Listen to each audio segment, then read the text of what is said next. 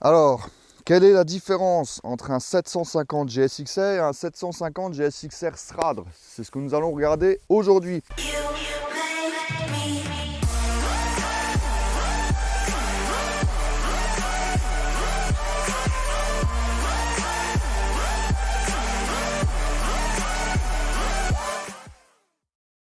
Alors on a ce modèle là qui est du coup le dernier modèle SRAD. C'est la toute première qui adopte l'injection, donc tout en gardant le design iconique de la SRAD qui a été designé en 96 et jusqu'en 99, donc ce modèle-ci. Et après on est reparti sur des GSXR classiques. Donc celle-ci, grâce à l'injection et à son Suzuki Ram Air Direct, ce qu'on va regarder juste après, elle envoie 135 chevaux. Donc pour vous dire, ça commence quand même déjà à causer. On est déjà sur une belle moto.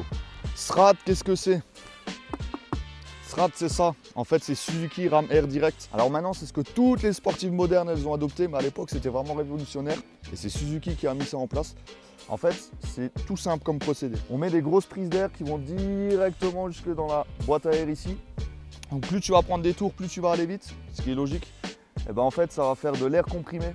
Un peu dans le système, non rien à voir avec un turbo parce que ça reprend les gaz d'échappement, mais pour imager c'est à peu près ça quoi. En fait c'est vraiment tu fuses, tu rentres dans l'air, elle se comprime et ça rentre directement dans la boîte à air. Avec ça je crois qu'ils ont gagné sur ce modèle là 5-6 chevaux, quelque chose comme ça. Au niveau des options sur cette moto, c'est pas compliqué, vous avez un amortisseur de direction, c'est nouveau, ça vient de sortir, c'était en 99 sur celle-là. Et à part ça, vous avez une poignée d'accélérateur, une poignée de frein, un embrayage et un sélecteur de vitesse. Et vous-même. Autrement dit, ça c'est encore une moto qu'il faut piloter, vous n'avez aucune aide. Pas d'ABS, pas de ESP, 135 chevaux, à fond les ballons. C'est un peu une phrase de merde, mais je pense que je vais quand même la garder au montage. C'est pas une sportive récente, hein, je veux dire, voilà, il y a quand même... c'est quand même une moto qui a 20 ans, donc on a eu 20 ans d'évolution entre ce qui se fait maintenant et ce qu'elle est actuellement. Mais j'ai été très très agréablement surpris. C'est-à-dire que ça va mais super bien, c'est super facile à rouler. Parce qu'on est quand même déjà sur du cadre alu, on n'est pas encore sur de l'acier tubulaire ou des choses comme ça, comme on avait sur les GX de 94 juste avant quoi. Vraiment on est dans... C'est le début des années 2000, pas encore parce qu'on est en 99, mais c'est vraiment l'explosion de la moto sportive récente et tout ce qu'elle envoie quoi. Donc non vraiment c'est une belle moto. Son poids tout plein fait, il est de 204 kg. Ça a l'air massif, ça a l'air énorme, mais c'est pas plus lourd qu'une 1000 moderne. Alors bon, faut comparer ce qui est comparable, c'est un 7,5, c'est censé être un peu plus léger c'est censé être un peu plus léger qu'un 1000, ce qui est logique. Mais je veux dire, il n'y a pas d'énorme différence avec les grosses motos modernes. C'est ça, quand tu la regardes comme ça, tu as vraiment l'impression d'avoir un char d'assaut, quelque chose d'inroulable, quelque chose avec aucune précision et tout. Et en fait, c'est pas du tout le cas. Ça se roule super bien. Et voilà, je veux dire, 135 chevaux pour 200 kg, c'est vraiment pas dégueu. Alors comme première moto, comme première sportive, c'est super, c'est top. On trouve donc ce modèle-là, je l'ai trouvé à 2000 €. Elle est bornée, j'ai 80 000 km. Je l'ai emmené hier aux 80 000 bornes. Est-ce que c'est fiable? Je pense. Parce que d'aspect extérieur ou même quand je roule au niveau des bugs mode, j'ai rien quoi, ça marche super bien. Par contre, est-ce que j'ai de la casse à l'intérieur? Ça, c'est l'analyse d'huile qui me le dira. Donc est-ce qu'elle va être mise à la poubelle ou est-ce qu'elle va être... Non, dans tous les cas, vous inquiétez pas, je vais pas la mettre à la poubelle. Si vraiment il y a des choses à refaire, ça c'est une moto qui va finir dans mon salon. Je vais changer, mais celle-ci je la garde et je la porte dans mon cœur. C'est un modèle que j'apprécie particulièrement. Donc je vais la garder toute ma vie, quoi. Elle va être dans le salon, derrière le canapé, à regarder la télé avec moi le soir, quoi. Est-ce que je vous fais la fiche technique? Non, parce que vous allez sur internet, vous cherchez GSXR SRAD de 99 et vous aurez la fiche technique.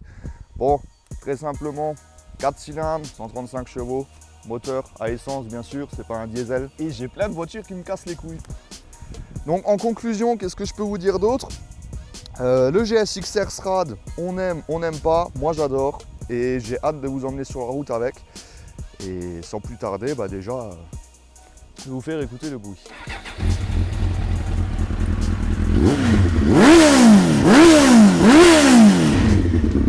On se retrouve pour la partie qui intéresse le plus les gens, c'est-à-dire est-ce qu'on peut faire de l'enduro avec un GX?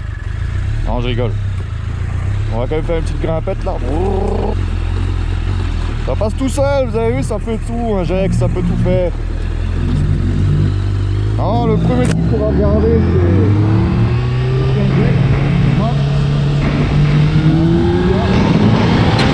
don't get what I want, I get what I need. Every single day I'm heading off to my dream, and I get everything that I damn well please. I don't give a damn if you all listening to me, cause I'm running.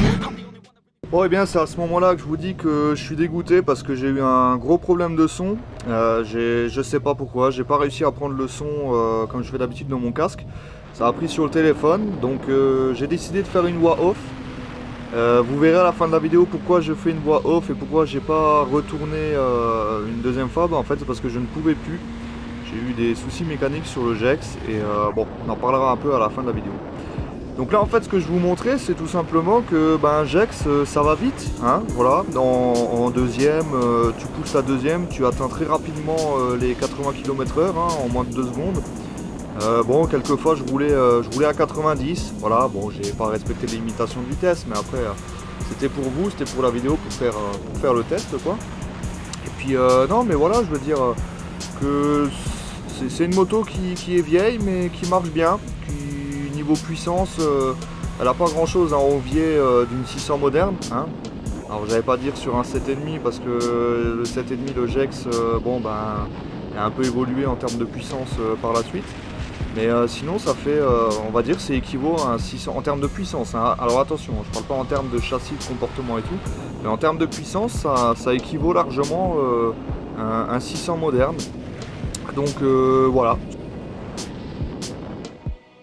On se retrouve un petit peu au calme. Regardez-moi cette vue là. Oh là là là là, c'est beau. Alors qu'est-ce qu'on va faire? On va faire un petit peu de technique. On a vu que ça roulait vite, hein. Bon ça voilà, hein, c'était pas une surprise. Pour ceux qui, au cas où ils se posaient encore la question. Maintenant on va voir si vraiment on a un châssis convenable dans des routes très sinueuses avec des virages de type épingle. Et vous allez voir que c'est un régal. Bon, vous ne le ressentirez pas comme moi parce que vous n'êtes pas en train de rouler, mais ça roule. Donc là on arrive vraiment sur la partie qui était la plus intéressante et où je suis le plus dégoûté de ne pas avoir tout mon vlog hein, qui a été pété en fait. Donc voilà, c'était pour vous montrer que vraiment comportement châssis, comme on peut le voir, elle est hyper facile, tu vois, tu peux lâcher les mains, tu es tranquille dans ton virage, tu t'es pas en train de te battre avec la moto quoi, tu l'emmènes à la corde, tu l'emmènes à gauche, à droite, elle va où tu as envie quoi, t'as pas de mauvaise surprise. Donc vraiment c'est, comme je disais avant, on dirait pas parce que c'est assez c'est massif hein, esthétiquement comme moto. Mais finalement ça se ressent pas du tout, ça se met sur l'angle très facilement. Alors là je prends pas énormément d'angle hein, bien sûr parce que j'ai pas la vitesse qui va avec.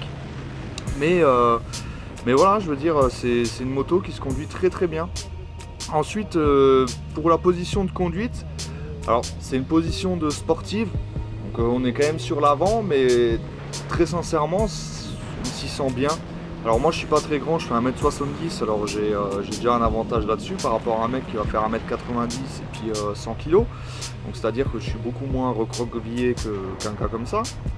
Mais très sincèrement je me sens tellement à l'aise dessus que si tu serres bien les jambes, que tu te relâches au niveau des bras, j'ai déjà fait des journées, j'ai enquillé 400 bornes sur la même journée et puis dire sans souci quoi. C'est vraiment le lendemain j'étais bien, j'avais pas mal au bras ni au poignet hein, d'ailleurs, plein qui ont les poignets cassés sur ce genre de bécane.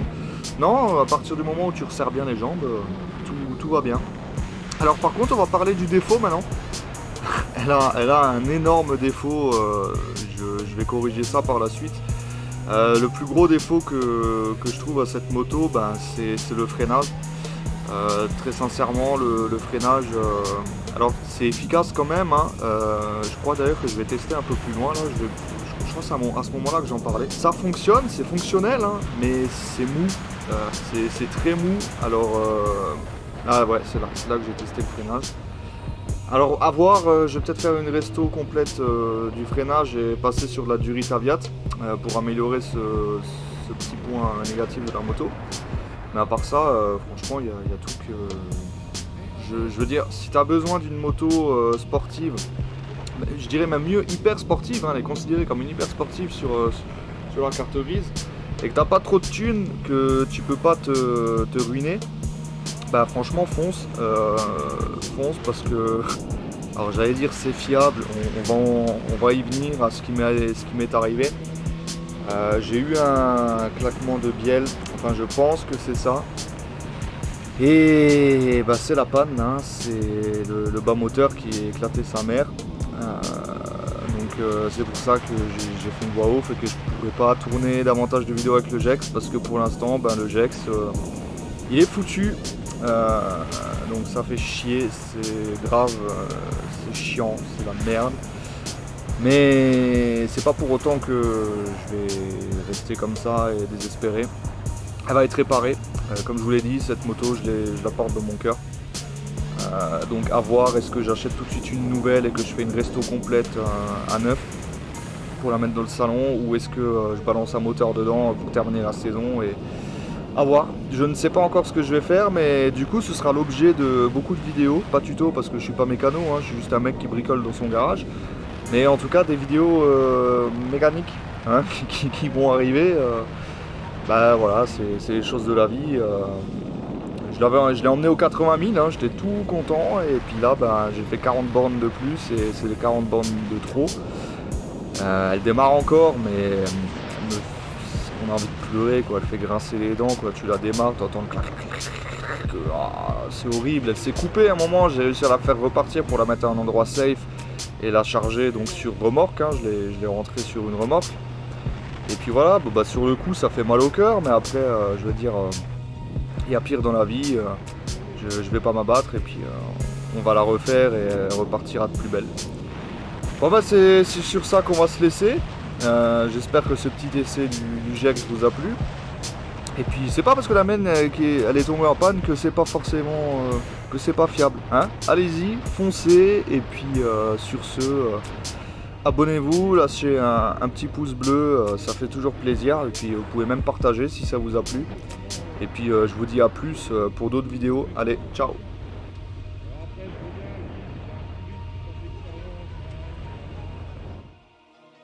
Moi je vais vous avouer quelque chose. À la base je voulais faire du bruit, un peu des watata et des choses comme ça. Et au final j'ai un peu peur pour la bécane.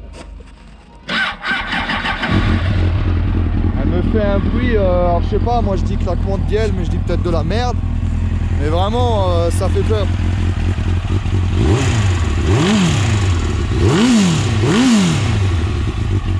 C'est un nouveau bruit, elle me faisait pas ça avant. Parler de la fiabilité avant, j'ai envie de terminer cette vidéo, alors j'y vais quand même. Allez, Inch'Allah comme on dit, hein.